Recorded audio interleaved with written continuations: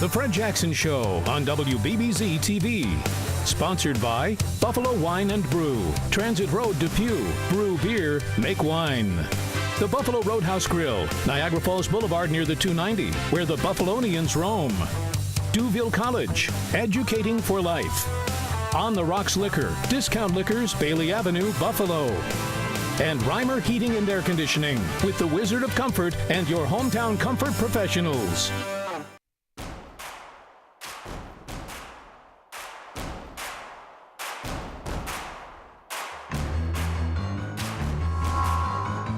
Now, from the WBBZ-TV studio at the Eastern Hills Mall, it's time for the Fred Jackson Show with running back Fred Jackson and co-host Bob Kuczynski.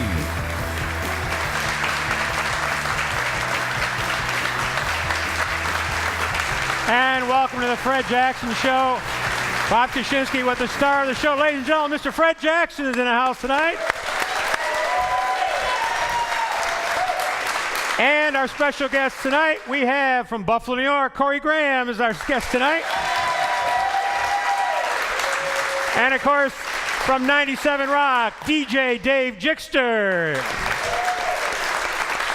And Mr. Social Media himself, Brad Gelber, is with us tonight. So let's hear it for Brad. So Fred, the air out of the balloon just a bit, a loss at home to the Chargers, very good San Diego Chargers team. This was a game that right from the get-go, the Chargers came down, they scored, you guys had gone 3 and out. There wasn't a rhythm, but when the team did start to get into rhythm, one of the things, there's been a lot of talk today about what caused the defeat. But the one thing that I think really slowed you guys down yesterday were penalties, especially on offense. Yeah, we went back and looked at it today. I think we had over 100 yards in penalties. And it's hard to win a game against a good football team when you're doing things to shoot yourself in the foot. And we definitely did that yesterday, and that was a major reason we didn't come away with a victory. You talked this morning, I heard you on your radio show, about dropping the safety in the box. You talked about it last week.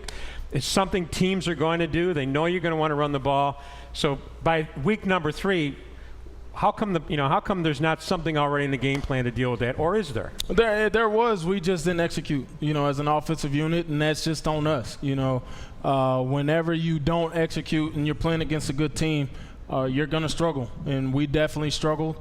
We didn't make the big plays that we were making in the first 2 weeks, and that was another reason that contributed to the loss. And we didn't convert on third downs late in the game, which came back to bite us in the butt too. So on top of a lot of things we didn't do well, you're playing against a good football team. You're going to have to make some plays, and we didn't do it. After 3 weeks, you can start to see a pattern with teams, and of course, other teams are looking at the success you may have had in the first 2 weeks. They're going to game plan against that. But statistically, the first 3 games of the season, the first half, this team has not run the ball well. It's the big runs have come in the second half. Is that because you were wearing teams down a little bit, changed things up? What do you think the reason for that has been? I think it's a combination of both. When you have guys like myself and CJ, we're out there. We're going to force feed us in the first half, and that's going to wear teams out. And we were able to do that in the first 2 weeks. We didn't get the running game going like we wanted to yesterday, and it definitely had something to do with why we weren't successful. But also, we have a great coaching staff that can make adjustments at halftime, and we find things that we want to take advantage of, and that's generally been the case. And we didn't get that done yesterday. And when you don't get the things accomplished that you want to going into a game, it's hard to beat a good team. You had a touchdown yesterday. You did you had a good game. I see that they're working the little screen pass and a little bit getting you guys out of the backfield. That worked well for you guys yesterday. What did work, that worked. Mm-hmm. And that's one of the things that we like to do. We feel like we have some playmakers in our room, and we want to get the ball to us in space and let us go out and make some plays. And that was something we got going a little bit. We didn't do it enough, and whenever you, like I said, you don't do it enough and you don't do the things that you're good at, on a consistent basis, it's going to be hard to win some football games. You're a team captain, you're a veteran. EJ's taken a lot of criticism today. I've listened to the talk shows, reading some of the social media. Does that go along with the turf, just being a quarterback on this team? That's just it. You know, when you're the quarterback of any NFL team, you're going to catch more grief when you lose, and you're going to get a lot of hype when you win. And he knows that. You know, he's just going to continue to come to work, do what he does to prepare for, you know, each team week in and week out, and we'll continue to go out and we'll support him and do everything we can to make his job easier. We're looking at some stats there, and some of those a little bit inflated. You picked up some yards towards the end of the game.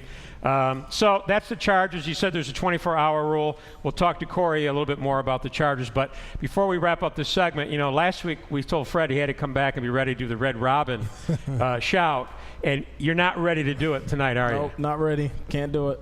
But you got a backup for this? I got do a backup have a plan? backup. She's sitting at home watching right now, so she better be preparing. Okay, so we can look forward to that. We can. Yeah. There's a rumor that they took care of him at Red Robin last week, but I can't talk about that. We're going to be back with Corey Graham right after this on the Fred Jackson Show.